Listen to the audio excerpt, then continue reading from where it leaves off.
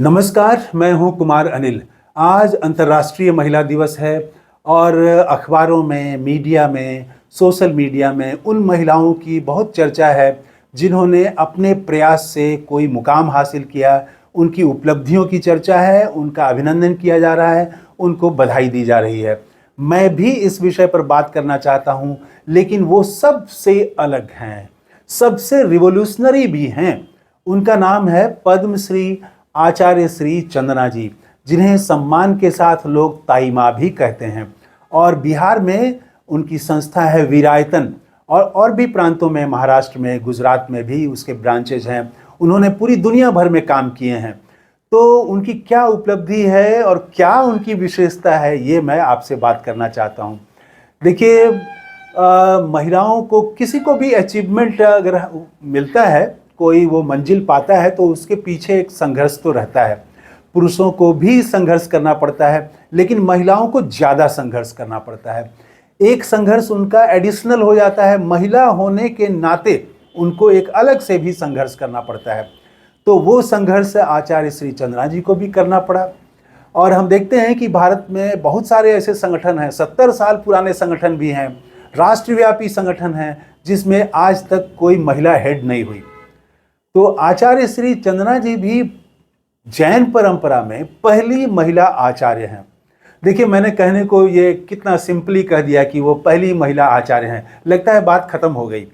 नहीं, अगर आप गौर करके देखें, थोड़ा इसमें आप गहराई में जाएं, तो जैन परंपरा तो बहुत पुरानी है। आप सिर्फ भगवान महावीर को ही लें अगर, तो 2500 साल पहले वो हुए। तो 2500 साल में कोई महिला आचार्य नहीं हुई जैन परंपरा में।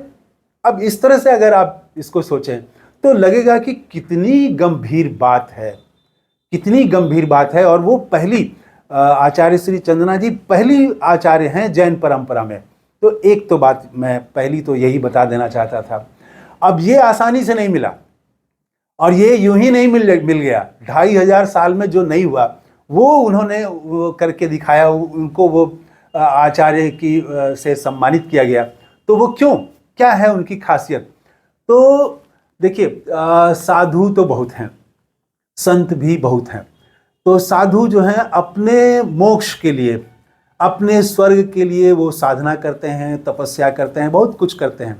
संतों में वो थोड़ा फर्क आ जाता है। संत ऐसे हैं जो कि समाज को दिशा देते हैं, अपनी वाणी से, अपने संदेश से। समाज में अगर कुछ बुराइयां हैं तो उसको वो दूर करते हैं, तो ये उनका आ जाता है। लेकिन समाज की सेवा, फिजिकली एकदम मतलब व्यवहारिक रूप से सेवा, वो सेवा करने वाले आपको साधु नहीं मिलेंगे।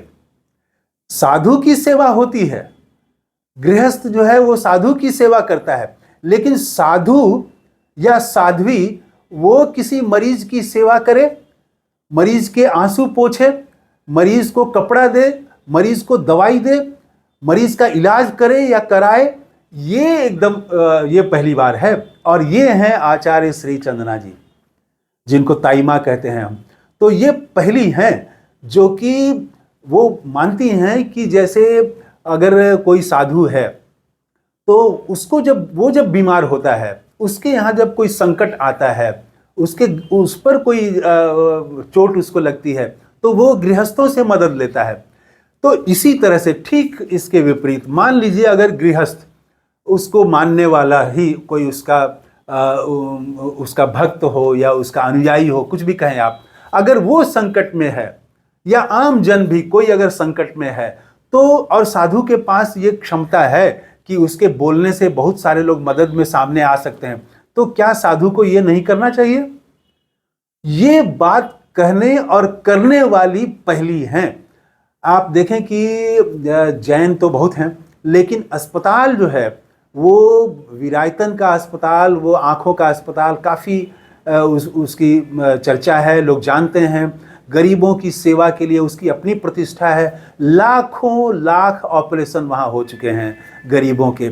और गरीबों को सिर्फ रोशनी ही नहीं दी जाती, उनको उनके आँख का ऑपरेशन ही नहीं किया जाता है, बल्कि वो उनको विदाई में प्रसाद के रूप में, या जिस रूप में कहें आप, उनको कंबल, कपड़े, दवाई, ये सब भी दिए जाते हैं। और साथ साथ भगवान महावीर की शिक्षा भी दी जाती है। शिक्षा क्या? शिक्षा कोई कर्मकांड नहीं, शिक्षा है कि मैत्री, भाईचारा, अहिंसा, सबके प्रति स्नेह भाव रखना। तो ये ऐसी बातें उनके सामने रखी जाती हैं कि इस पर आप अमल करेंगे आगे घर जा कर के, और इसको आप फैलाएंगे, इस पर समाज को जोड़ेंगे। तो इस तरह की बातों के साथ उनको विदा किया जाता है। उनको ही एकदम से भगवान मान के उनकी सेवा की जाती है विरायतन में। वहाँ मरीज को, जैसे निजी अस्पतालों में आप देखते हैं कि किस तरह से उनका भयानक शोषण होता है, ठीक विपरीत है वहाँ पर। तो एक तो उन्होंने ये केंद्र स्थापित किया। आप अगर कभी विरायतन जाएं तो विरायतन में अद्भुत शांति मिलेगी। 50 एकड़ से ज़्यादा में वो बना हुआ है और गृहस्थों के सहयोग से ही बना है, लेकिन अब वो गृहस्थों के ही काम में आ रहा है, उसी की सेवा कर रहा है। अब आइए आचार्य चंद्रना जी के बारे में कुछ और खास बातें। ये उन्होंने ही बनाई है, उन्हीं की बनाई संस्था है ये विरायतन। तो विरायतन एक सिर्फ अस्पताल नहीं है, एक सिर्फ घूमने की जगह नहीं है। विरायतन जो है वो एक विचार है, एक विचारधारा है। जब आप जाएंगे और समझने की कोशिश करेंगे, मैं तो कहूँगा कि आप किसी भी साध्वी से वहाँ मिल लें। साध्वी संघ है, तो अभी जैसे मैं गया था वहाँ पर, और महात्मा गांधी द्वारा स्थापित एक संगठन है हरिजन सेवक संघ, तो उसका राष्ट्रीय अधिवेशन था पटना में। उसके बाद उसके सारे प्रमुख लोग वहाँ विरायतन गए थे, मैं भी साथ में गया था। तो वो लोग तो देख के दंग थे, और वो कह रहे थे कि ये जीवन में यहाँ पर जैसी शांति मिली ऐसी शांति नहीं मिली है, और इसको जीवन भर कभी नहीं भूल सकते।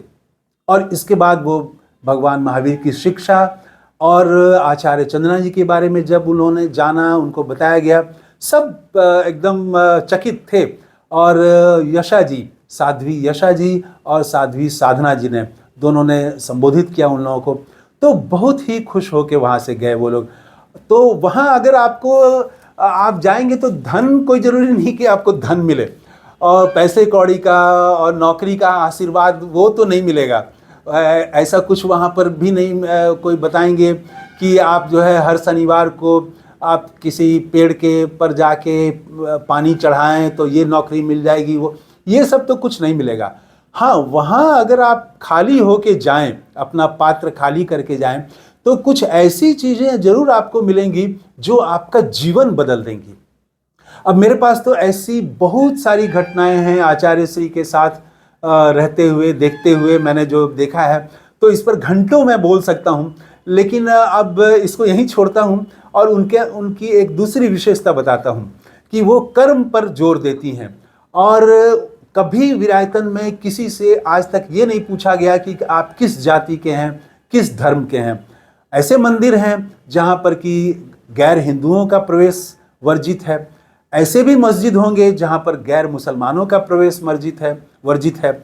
लेकिन विरायतन में आचार्य श्री चंदना जी ने जो संस्था बनाई है, वहाँ पर कोई इस तरह का भेदभाव नहीं है, कोई वर्जित किसी के लिए भी नहीं है, कोई भी जा सकता है। और वो कर्म पर जोर देती हैं। मैं अनेक घटनाओं की चर्चा कर सकता हूँ, लेकिन अभी हाल में जो वहाँ की एक पत्रिका है, अमरवाणी पत्रिका, तो श्री अमरवाणी पत्रिका, तो उसको आप देखें उस अंक में, तो उनका आचार्य श्री का अभी 89 वर्ष की वो हो चुकी हैं, तो जन्मदिन मनाया गया है। और इस अवसर पर उन्होंने जो लिखा है, तो अब देखिए, कोई वो जैन हैं, भगवान महावीर को मानने वाली हैं, तो वो भगवान महावीर का ही उदाहरण उनको देना चाहिए था। लेकिन अब वो अपने आलेख में कर्म पर जोर देने के लिए अनेक उदाहरण हैं जैन परंपरा में और भगवान महावीर के। खुद आचार्य श्री भी अब इस स्थिति में है कि वो भी अपनी बात कह सकती हैं, लेकिन उन्होंने बुद्ध का उदाहरण दिया और एक कहानी सुनाई कि एक आदमी जो है वो भाग्य पर बहुत भरोसा करता था और वो बहुत परेशान था और बुद्ध को सुनने के लिए जाता था रोज। तो कई दिन सुनने के बाद में उसने कहा कि बुद्ध से कहा कि आप बोलते तो बहुत अच्छा है, आपकी बात सब अच्छी है, लेकिन मेरा कुछ भला नहीं हो रहा है, मेरे जीवन में कोई बदलाव नहीं आ रहा है, मैं बहुत परेशान हूँ। तो बुद्ध ने उनसे पूछा कि आप कहाँ रहते हैं? तो उन्होंने कहा कि मैं श्रावस्ती में रहता हूँ। तो श्रावस्ती से कैसे आते हैं, कैसे जाते हैं आप?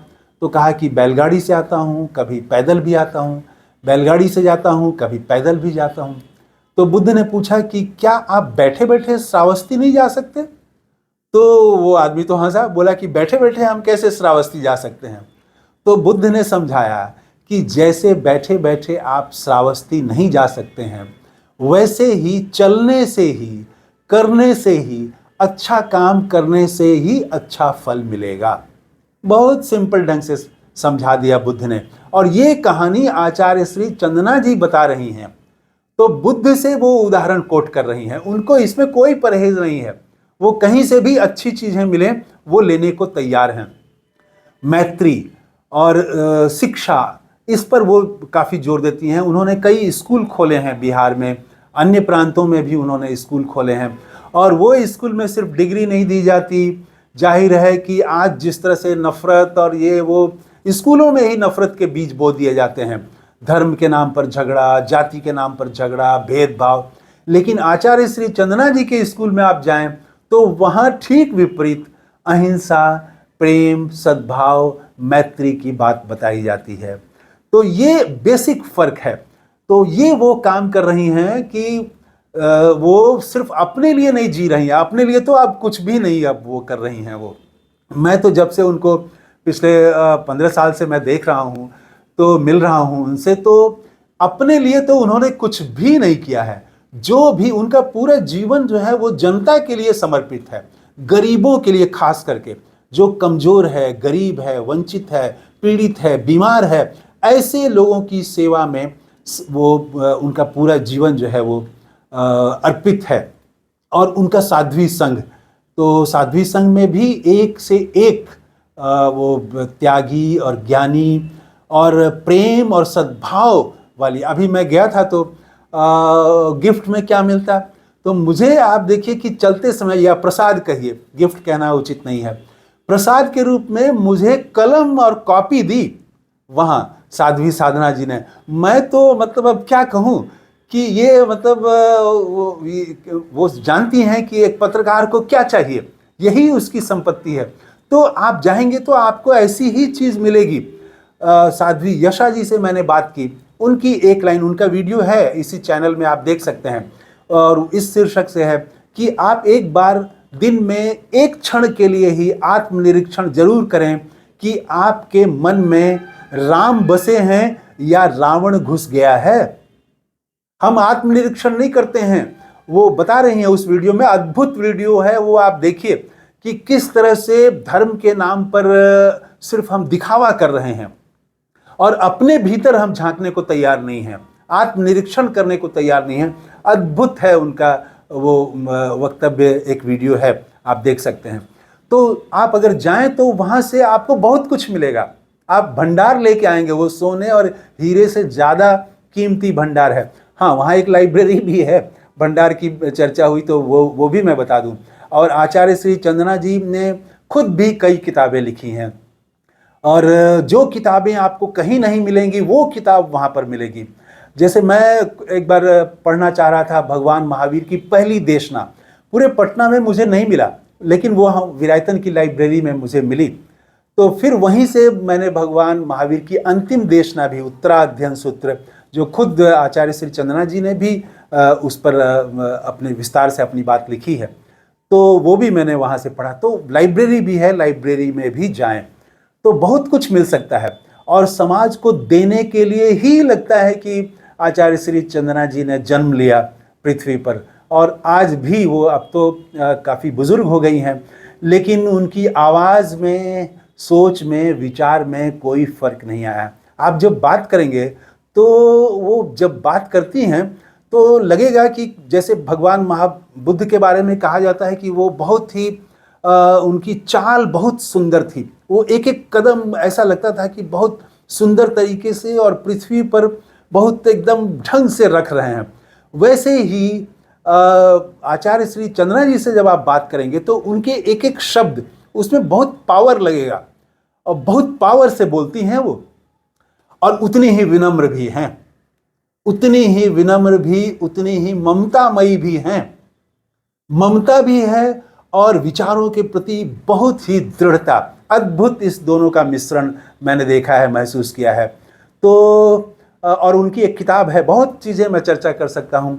लेकिन एक उनकी किताब मिले तो ज़रूर पढ़ें, मेरे देवदूत। और इसमें उन्होंने छोटे छोटे लोगों की चर्चा की है जो उनके जीवन में आए, कुछ मिनट के लिए आए, कुछ क्षण के लिए आए, जिनसे उनका कोई संवाद हुआ, कोई बातचीत हुई, और उसमें क्या संदेश था। सिर्फ वो प्रवचन नहीं देती हैं, बल्कि जनता से भी उन्होंने सीखा है, जनता से भी उन्होंने लिया है, और फिर उसको परिमार्जित करके, उसको और सुंदर बना करके जनता में ही फिर उन्होंने जनता को ही लौटा दिया है। तो आचार्य श्री चंद्रनाथ जी पर तो मैं बहुत बोल सकता हूँ, लेकिन समय फिर वीडियो लंबा हो जाएगा, तो इस वीडियो में इतना ही। आचार्य श्री चंद्रनाथ जी को नमस्कार करते हुए बात समाप्त कर रहा हूँ। थैंक यू, धन्यवाद, जय हिंद।